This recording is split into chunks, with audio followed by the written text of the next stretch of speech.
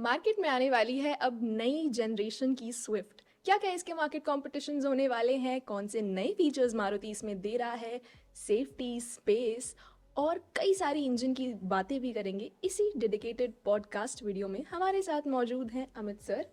मैं हूं आपकी होस्ट पाखी और आप देख रहे हैं आज कार गुरु।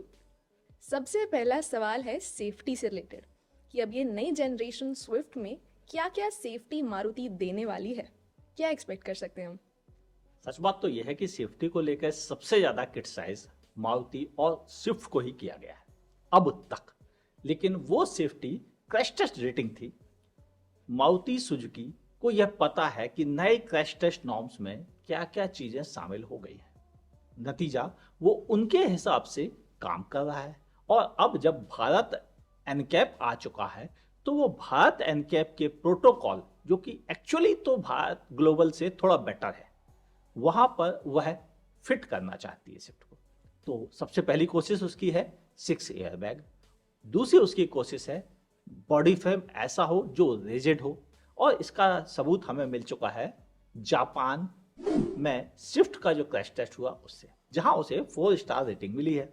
तो हम ये उम्मीद रखते हैं कि अगर इंडिया में राइट हैंड ड्राइव वर्जन के साथ अगर लॉन्च करती है तो जो बेसिक सेफ्टी की रिक्वायरमेंट है, जैसे electronic stability program, 5 seat belt pretensioner के साथ में और फुल 3 पॉइंट सीट बेल्ट, साथ ही 6 एयरबैग, अगर ये सारे फीचर्स आते हैं तो स्विफ्ट के लिए भी 4 स्टार और 5 स्टार क्रैश टेस्ट रेटिंग लाना मुश्किल नहीं हो जाएगा। और होपफुली शायद स्विफ्ट अब जो 4th जनरेशन में आ रही है वो इन्हीं सब फीचर्स के साथ आएगी। तो अगला सवाल है इंजन से रिलेटेड।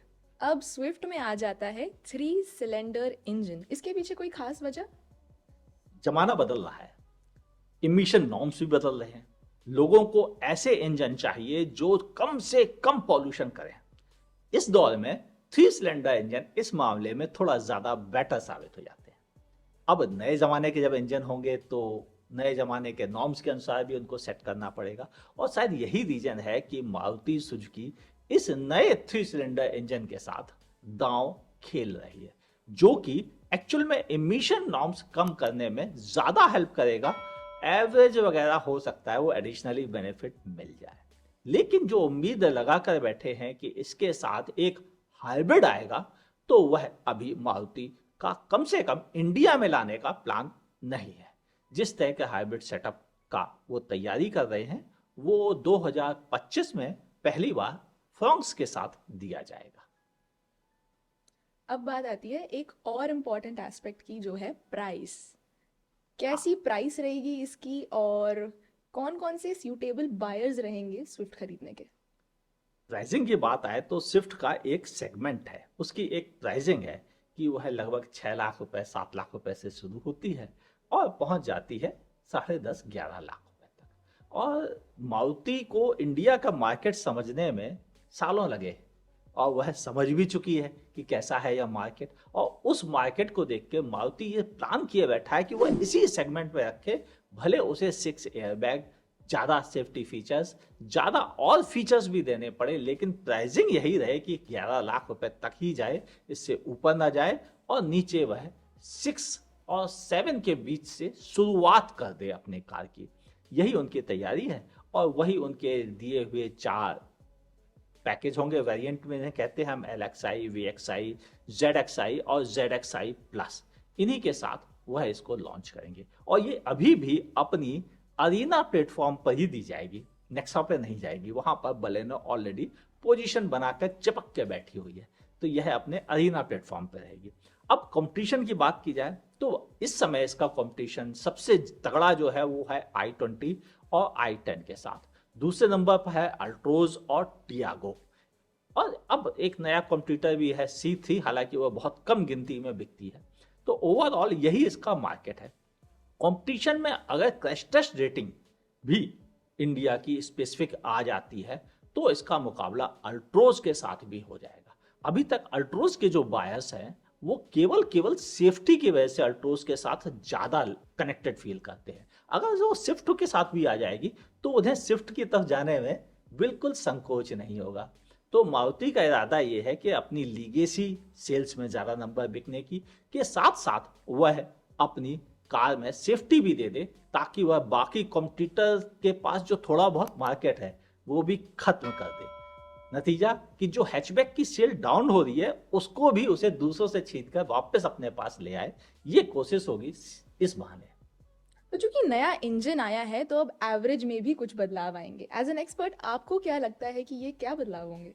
देखिए, एवरेज बगैर चलाए तो नहीं बताया जा सकता है, लेकिन जो हम इस सुजुकी को समझते हैं, उसके इंजन को समझते हैं, ये हमेशा इंडिया स्पेसिफिक में जब ट्यून किए जाते हैं तो परफॉर्मेंस के लिए नहीं, इफिशिएंसी के लिए ट्यून किए जाते हैं, ताकि एक तो इमिशन नॉर्म्स भी मेंटेन हो जाए, क्योंकि जब एवरेज ज्यादा देगी तभी पॉल्यूशन कम करेगी, ये सबको पता है।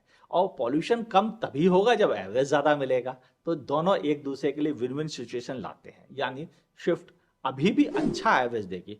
हो सकता है कि ARAI सर्टिफाइड फिगर्स जो हों वो टेक्निकली कम दिखें पुरानी वाली से, लेकिन एक्चुअल में जब एवरेज आप रियल लाइफ में निकालेंगे तो वह मुझे लगता है कि पहले से और बेहतर निकल कर आएगा। तो ये मान के चलें कि सिटी में भी अच्छा एवरेज मिलेगा। मैं फिगर्स जानबूझ के नहीं दे रहा हूं, क्योंकि बगैर टेस्ट किए फिगर्स तुक्केबाजी होती है। एक एक्सपर्ट्स को अपनी जुबान पे कंट्रोल रखना चाहिए, और फिगर्स को ना आउट करते हुए मैं ये इशारा कर दे रहा हूं आपको कि यह पहले वाले से बेहतर दे सकने की क्षमता रखती है। तो तैयार रहिए, शायद रिव्यू वीडियो में मैं आपको एग्जैक्ट नंबर भी दे पाऊंगा और बता सकूंगा कि कितनी बेहतर या कितनी कमतर रह गई है पिछली शिफ्ट से। अब कौन कौन से ऐसे नए फीचर्स हैं जो इस नेक्स्ट जनरेशन स्विफ्ट के साथ आने वाले हैं? पहला, बड़ा टच स्क्रीन। देखिए, 9 इंच का टच स्क्रीन कंफर्म हो चुका है। इसके अलावा हम क्लाइमेट कंट्रोल भी नए बटन्स के साथ देखेंगे। कुछ और फीचर्स में एक बड़ी MID हमें देखने को मिलेगी। साथ ही आपको कई ऐसे ऐसे हेडलाइट की लेके टेक्नोलॉजी है वो हमें देखने को मिलेंगी। इसके अलावा हमें सबसे ज़्यादा जो निगाह है वह है इसके रियर व्यू कैमरे पर, कि वह भी कैसे इम्प्रूव होगी। चूंकि यह कंफर्म है कि डिजायर सनरूफ के साथ आ रही है, तो क्या हमें सनरूफ यहाँ भी देखने को मिलेगी, और इसकी संभावना भी काफ़ी अधिक होती जा रही है। अब थोड़ा सा वक्त बचा है तो आप सब्सक्राइब कर लीजिए और हाँ, फॉलो कर लीजिए, ताकि आपसे जो इसका लॉन्च वीडियो है जिसमें मैं ये भी बताऊंगा कि कौन सा वैल्यू फॉर मनी वेरिएंट है वो आपसे मिस ना हो जाए। और अगर चाहते हैं सारी दुनिया को पता चले तो दोस्तों के साथ व्हाट्सएप ग्रुप और फेसबुक पेज पे शेयर कर दीजिएगा उस वीडियो को, ताकि उनके पास भी सही खबर सही टाइम पर पहुंच जाए। ये मेन कॉमन फीचर्स हैं जो हमें देखने को मिलेंगे। इसके अलावा हमें उम्मीद है कि गाड़ी अच्छे सस्पेंशन सेटअप के साथ भी होगी, जिससे इंडियन रोड्स पर भी उसका जलवा बरकरार रहेगा। तो ये अपने सेगमेंट में जो कि है Altroz, Tiago, i10 Nios, i20 and C3, तो क्या आपको लगता है कि अपने सेगमेंट से बेटर परफॉर्म कर पाएगी इस बार? देखिए, वैसे तो स्विफ्ट ने हमेशा बेहतर ही दिया है, कोई उसके आसपास टिका नहीं है। हाँ, किसी जमाने की बात थी जब i20 उसके सामने नेक टू नेक फाइट करती थी, लेकिन वो भी धीरे धीरे पिछड़ती चली गई, क्योंकि हैचबैक का मार्केट ही कम हुआ। तो सबसे ज्यादा नुकसान Hyundai को अपनी i10 i20 के साथ उठाना पड़ा। कॉम्पिटिटर में अल्ट्रोज को भी नुकसान उठाना पड़ा। और हमें ये लगता है कि स्विफ्ट अभी भी जैसे सबसे ज्यादा सेल करती थी 2023 में, आगे भी सेल करती रहेगी 2024 और 25 में। नंबर्स उसके हमेशा ज्यादा रहेंगे, लेकिन यह भी सच है अगर क्रैश टेस्ट रेटिंग उसकी अच्छी आई तो वह आउट परफॉर्म भी कर सकती है। अब बात आती है एक और इम्पॉर्टेंट एस्पेक्ट की, जो है स्पेस। आगे कितना स्पेस रहेगा, पीछे कितना स्पेस रहेगा, बूट स्पेस आपको कितना मिलेगा, उसके बारे में आपकी क्या राय है? देखिए, जब इसको जापान मोबिलिटी शो में देखा गया था तब हमें पीछे के स्पेस की इंफॉर्मेशन थी कि यह ऑलमोस्ट सिमिलर ही रहेगा जैसा प्रेजेंट शिफ्ट में है। हालांकि फ्रंट में आपको ज़्यादा ऑप्शन मिलेंगे स्पेस मैनेजमेंट के, यानी कि वहां पर आपको अगर ज़्यादा जगह चाहिए तो थोड़ी और जगह सीट को आगे पीछे करके आप मैनेज कर सकेंगे, और ऊपर से हेडरूम पर भी आपको अच्छा स्पेस मिलेगा। नतीजा, जो हमारे सरदार भाई हैं जो पगड़ी भी पहनते हैं उनको भी बैठकर चलने में कोई दिक्कत नहीं आएगी, क्यों? क्योंकि उनके लिए भी हेडरूम में अच्छा स्पेस मिल जाएगा। रही बात बूट स्पेस की, टेक्निकली कोई ऑफिशियल फिगर ना तो वहां ना यहाँ आउट हुई है, लेकिन हम ये उम्मीद रखते हैं कि इंडिया में स्पेयर टायर का प्रोविजन होता है, तो जिसकी वजह से बूट स्पेस फिगर्स में भले ज़्यादा ना हो, लेकिन शायद हम जितना बूट स्पेस पहले पाते थे उससे मामूली सा ज़्यादा पा सकेंगे।